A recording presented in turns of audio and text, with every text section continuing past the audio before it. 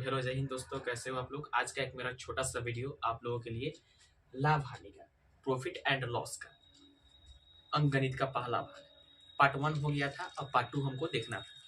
तो पार्ट 2 में है हमारा अंकगणित का लाभ, प्रॉफिट मतलब हम लाभ किसे कहते हैं। तो देखिए यहाँ पे लाभ एक्चुअली कहने से ही मालूम चल जा रहा है कि लाभ का अर्थ है क्या। जब किसी वस्तु का, कोई वस्तु है, क्रय मूल्य यानी जिस मूल्य पर हम उसे खरीदते हैं, यानी जिस मूल्य पर हम किसी वस्तु को खरीदते हैं और उसको फिर यहाँ पे है विक्रय मूल्य, उसको जिस मूल्य पर बेचते हैं, यानी क्रय मूल्य और विक्रय मूल्य के बीच यहाँ पे संबंध बतलाया गया है। क्रय मूल्य जो है यदि विक्रय मूल्य से छोटा रहे, जैसे हम 400 रुपया में कोई वस्तु खरीदते हैं और उसको हम 600 रुपया में बेचते हैं। मान लीजिए कि हम 400 रुपया में कोई वस्तु खरीदते हैं और हम 600 रुपया में कोई वस्तु उसी को बेच देते हैं। 400 रुपया में खरीदते हैं, 600 रुपया में बेच देते हैं। तो यहाँ पे क्रय मूल्य हमारा 400 जो है 600 से क्या है, छोटा है। यानी जब क्रय मूल्य जो है विक्रय मूल्य से छोटा रहे तो हमें क्या होता है, लाभ होता है। अक्सर हम लोग जानते करते हैं कि हम 600 रुपये में कोई वस्तु खरीदे 1000 रुपया में बेच दिए, यानी हमको क्या हो रहा है, लाभ हो रहा है। तो वही यहाँ पे कहता है जब क्रय मूल्य जो है विक्रय मूल्य से छोटा रहे, यानी हमारा खरीदा गया जो मूल्य है बेचे गए मूल्य से छोटा रहे, तो हमारा क्या होगा, लाभ होगा, प्रॉफिट होगा। ठीक है। फिर उसी तरह है, यहाँ पे उदाहरण को दे दिया है, यदि कोई व्यक्ति 500 रुपया में कोई वस्तु खरीदता है और उसे 700 रुपया में बेच देता है, तो क्रय मूल्य यहाँ पे कितना हुआ, हमारा क्रय मूल्य कितना हो गया, 500 हो गया। क्रय मूल्य कितना हुआ मेरा, 500 हो गया। कोई व्यक्ति 500 रुपया में कोई वस्तु खरीदता है और 700 रुपया में बेच देता है, तो मेरा क्रय मूल्य कितना हुआ, 500 रुपया हो गया। फिर विक्रय मूल्य कितना हो गया, 700 रुपया, क्योंकि 500 में खरीदते हैं, 700 में बेचते हैं। तो हमारे यहाँ पे 500 जो है वह 700 से क्या है, 500 जो है 700 से क्या है, छोटा है। तो इसलिए यहाँ पे क्रय मूल्य जो है जब विक्रय मूल्य से छोटा रहता है तो उस समय क्या होता है, लाभ होता है। क्या होता है, लाभ। अब लाभ का फॉर्मूला आता है, अब फॉर्मूला को हम लिख, तो अब हमारा आता है, यहाँ पे सूत्र आता है, अब हमारा आता है लाभ का सूत्र। लाभ हम लोग पढ़ चुके थे, विक्रय मूल्य माइनस क्रय मूल्य, यानी एसपी माइनस सीपी। जो अंग्रेजी माध्यम से पढ़ते हैं उनके लिए यहाँ पे है SP, selling price minus cost price. तो यहाँ पे विक्रय मूल्य माइनस क्रय मूल्य। फिर पूछेगा लाभ प्रतिशत क्या है, उसको अंग्रेजी में कहते हैं गेन परसेंट या प्रॉफिट परसेंट, कहीं कहीं पे लिखता है। तो यहाँ पे है लाभ परसेंट बराबर विक्रय मूल्य माइनस क्रय मूल्य बटा क्रय मूल्य गुना 100। तो इसी को अगर संक्षेप में कर देंगे तो यहाँ पे विक्रय मूल्य माइनस क्रय मूल्य हमारा क्या है, लाभ है। तो यहाँ पे लाभ हो गया और फिर इंटू गुना में क्या है, गुना में 100 और बटा में क्रय मूल्य। फिर यहाँ पे गेन परसेंट है, तो उसी तरह विक्रय मूल्य का एसपी होता है, क्रय मूल्य का सीपी होता है, फिर क्रय मूल्य का यहाँ पे सीपी हो गया और गुना 100 या गेन इसको कहेंगे, क्योंकि गेन बराबर एसपी माइनस सीपी, तो गेन इंटू 100 अब बटा सीपी। तो हमारा यह जो है लाभ का फॉर्मूला हमारा यहाँ पे फिनिश हो गया। फिर अब हम आते हैं हानि पर। जैसे मान लीजिए कि हम कोई वस्तु जो है 500 में खरीदते हैं और उसको हम 200 में बेच देते हैं। मान लीजिए कि हम कोई वस्तु जो है, क्रय मूल्य मेरा कितना है, 500 रुपया। क्रय मूल्य किसे कहते हैं, जिस मूल्य पर हम कोई वस्तु खरीदे और हम 200 में बेच देते हैं। तो यहाँ पे लाभ में था कि क्रय मूल्य कम रहे, विक्रय मूल्य ज्यादा रहे, लेकिन हानि में क्या है कि क्रय मूल्य अधिक रहे, खरीद मूल्य जो है अधिक है और जिस मूल्य पर वस्तु बेची जाती है वह मूल्य कम रहे। तो यहाँ पे क्रय मूल्य जो है अधिक है और विक्रय मूल्य क्या है, कम है।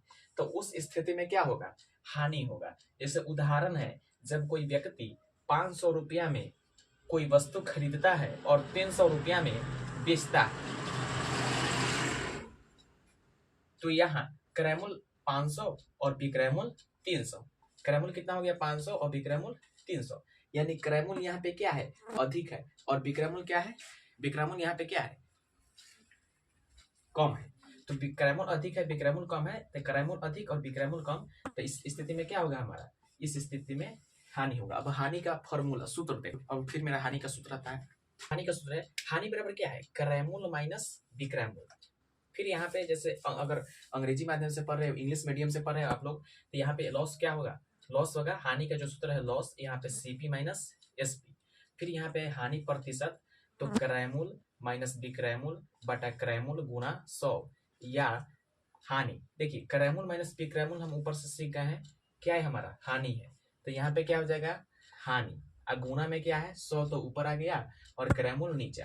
फिर उसी तरह लॉस परसेंट हो जाएगा सीपी माइनस एसपी बटा सीपी गुना 100, या लॉस इंटू, क्योंकि लॉस लिख देंगे क्योंकि हमारा लॉस यहाँ पे है, क्या है लॉस सीपी माइनस एसपी, तो इसके जगह जो है, इसके जगह लॉस माइनस सीपी के जगह क्या लिखते हैं लॉस, और सीपी यहाँ पे लिख दिए गुना 100।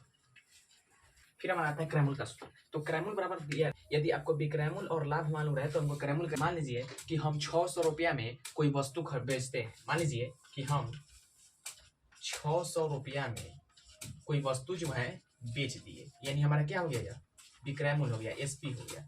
हमको जो है लाभ होता है 200 रुपया, 200 रुपया क्या होता है लाभ होता है, तो पूछेगा कि क्रैमूल कितना है, तो क्रैमूल कहता है विक्रयमूल माइनस लाभ। तो जैसे हम 600 रुपया में हम बेचे और 200 हमको लाभ हुआ, तो 600 में से 200 घटा दिए तो 400 बच गया, यानी हमारा लाभ कितना हुआ, यानी हमारा जो है लाभ 200 होता है, तो हमारा क्रैमूल कितना हुआ 400। मान लीजिए कि हम 1000 में कोई वस्तु बेच दिए, हमको 300 रुपया लाभ होता है। अब भैया लाभ कैसे होगा, हम जिस पर खरीदे थे, जिस मूल्य पर खरीदे थे उसी पर ना तुलना करेंगे तो हमको लाभ मालूम चलेगा। तो 1000 में से 300 घटा देंगे तो 700 आ गया, अब 700 पर हम तुलना करेंगे तब ना 300 हमको लाभ हुआ, तो 1000 में हम बेचे, ठीक है, आपको समझना है। उसी तरह हमको मान लीजिए कि हम 600 रुपया में कोई वस्तु खरीदे और 200 रुपया हमको हानि हुआ, तो भैया फिर हम किस पर तुलना करेंगे क्रैमूल पर, तो फिर उसमें से घटा देंगे, तो यहाँ पे विक्रैमूल माइनस हानि।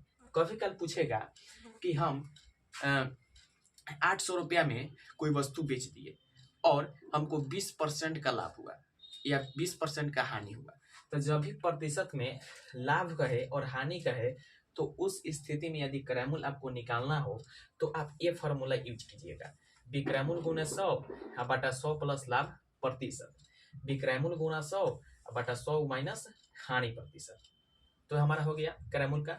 फिर विक्रैमूल का सूत्र आप देखेंगे, फिर मैंने आता है विक्रैमूल, क्रैमूल हो गया था, फिर विक्रैमूल आता है, तो विक्रैमूल का यहाँ पर सूत्र है विक्रैमूल बराबर क्रैमूल प्लस लाभ, क्रैमूल का सूत्र है क्रैमूल प्लस लाभ, और फिर विक्रैमूल का हानि में भी सूत्र है क्रैमूल माइनस हानि, फिर विक्रैमूल का प्रतिशत में सूत्र है क्रैमूल गुना 100 प्लस लाभ प्रतिशत बटा 100, फिर हानि में क्रैमूल गुना 100 माइनस हानि बटा 100। अब फिर बट्टा का देखते हैं सूत्र, हमारा आता है बट्टा। अब बट्टा है यानी डिस्काउंट, तो बट्टा बराबर अंकित मूल माइनस विक्रयमूल। फिर उसके बाद में आता है बट्टा परसेंट, तो बट्टा परसेंट बराबर बट्टा गुने 100 और बट्टा अंकित मूल।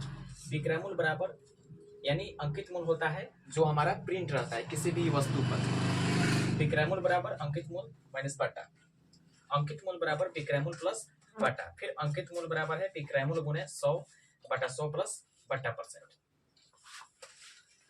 तो वीडियो आपको कैसा लगा कमेंट में जरूर बताना, और इसके बाद में इस पर आधारित क्वेश्चन कराएंगे अगले वीडियो में। जय हिंद।